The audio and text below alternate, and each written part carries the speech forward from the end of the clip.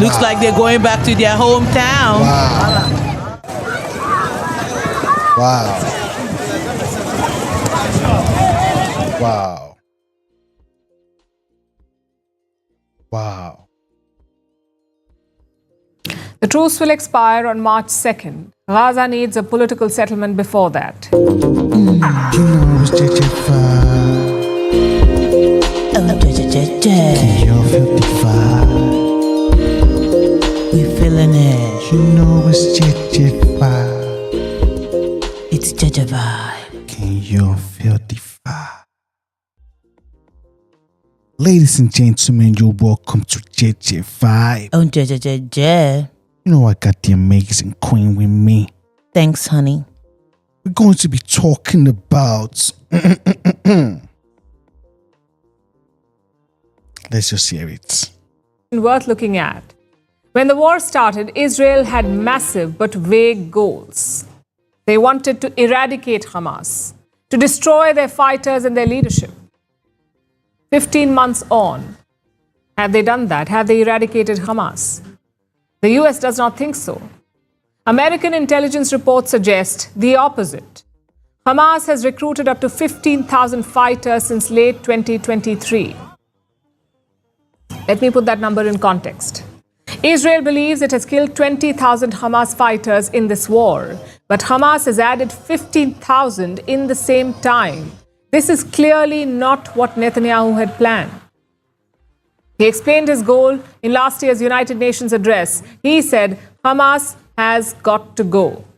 If Hamas stays in power, it will regroup, rearm, and attack Israel again and again and again, as it is vowed to do. So Hamas has got to go. But Hamas has not gone. Though they are weaker than October 2023, most of these new recruits are young fighters. They cannot be deployed in the battlefield. They can only do simple operations. Plus, a lot of their weapons and stockpiles have been depleted. So Hamas is weaker, yet Hamas is still in charge. They are parading the streets of Gaza. They're holding funerals, and their police officers are directing traffic.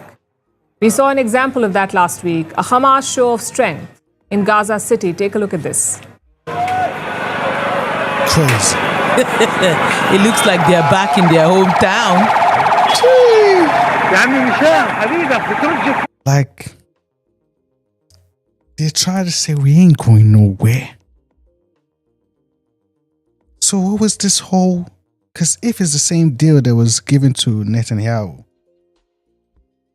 and he had to wait this long to accept the same deal. Look at all the casualties. Look at how all those buildings turned into concrete jungle. Crazy. Especially kids. Hospitals bombed. Crazy. And you haven't slowed them down at all.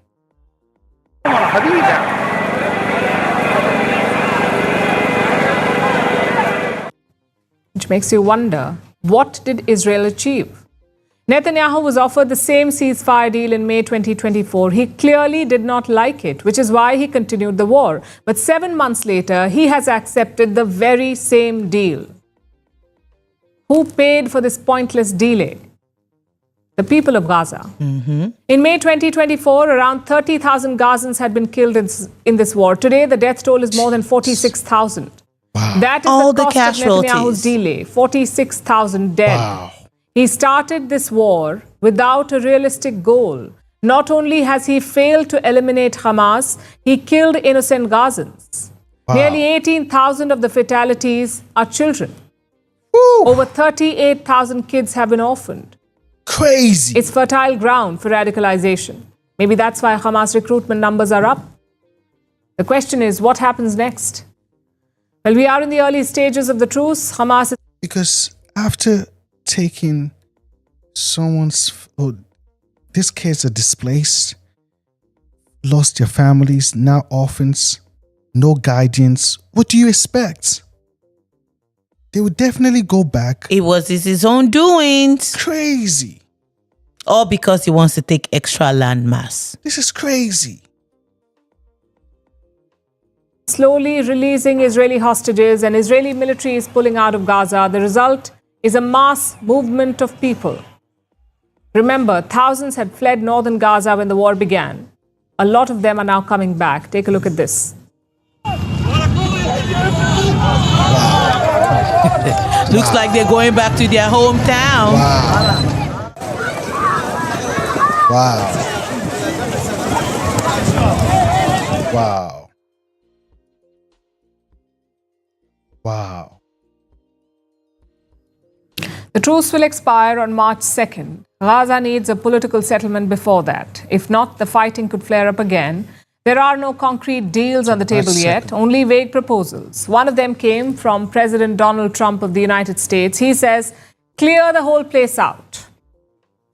What about the 2 million Gazans? Trump wants Egypt and Jordan to take them in. I'd like Egypt to take people. I'm talking to General El-Sisi tomorrow, sometime, I believe. And I'd like Egypt to take people, and I'd like Jordan to take people. You're talking about probably 1.5 million people, and we just clean out that whole thing. It's it's over the centuries. That's many conflicts that site. Israel will love this plan, but Arab states this is their homes. Gaza is. This is people's homes. You're asking them to leave their homes to go stay with their neighbors when they already have a home. Well, what we saw, it doesn't look like it's going to be easy to take them out of your home. No, it looks like their hometown is their hometown, and they're staying. They're back home. Palestinian land. Why should they be forced to leave it? A second proposal was pushed by the former Biden regime. They wanted the Palestinian Authority, or the PA, to take over Gaza. Now, the PA rules over the West Bank. They are globally accepted, unlike Hamas. Reports say Arab countries also like this proposal, but chances are Israel and Hamas won't. Hamas says they are open to sharing power in Gaza, but they won't agree to being replaced completely. They want to be part of the government. Israel's concern is different. If the PA takes over Gaza, they could unify Palestinians. You wouldn't have 2 Palestinian power centers anymore, one in Gaza and one in the West Bank. They'll be united, and Israel won't like that. They prefer Palestinians to be divided. In fact, that is how Hamas grew. For years, Netanyahu supported and funded the Hamas. His goal was to weaken the PA, to split the Palestinian leadership. But if the PA takes over Gaza, that work could be undone. So Israel is facing some tough choices. This is what happens when you fight without goals. You could lose your battlefield gains on the negotiating table. Netanyahu is certainly headed that way. His only hope is Donald Trump. Because if Trump sides with the Netanyahu now is trying to take extra landmass in West Bank, and then now he's trying to take landmass in Gaza. Crazy. Dipping 2 hands inside the cookie jar. And he got stuck. If Trump sides with the Arab nations, it's game over. Israel will have to cut a deal. But his recent remarks will give Netanyahu some confidence. The Israeli leader is expected to visit the US in early February. He will be hoping to sway his old friend. That mission could decide the future of Israel, Gaza, and Netanyahu's political career. This is what greed gets you. Crazy. This is what greed gets you. Fighting a battle without a goal. Chee! What does winning look like? This doesn't look like winning for Israel. No, it's not. And we've mentioned it on our previous episode. Crazy times.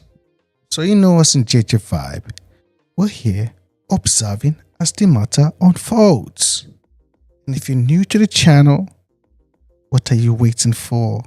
Subscribe, like the video. In fact, share the video. You know it's JEJE Vibe. On JEJE. See you in the next one. Bye now. JEJE Vibe. It's JEJE Vibe. You know. On JEJE. feeling it. You know. It's JEJE Vibe.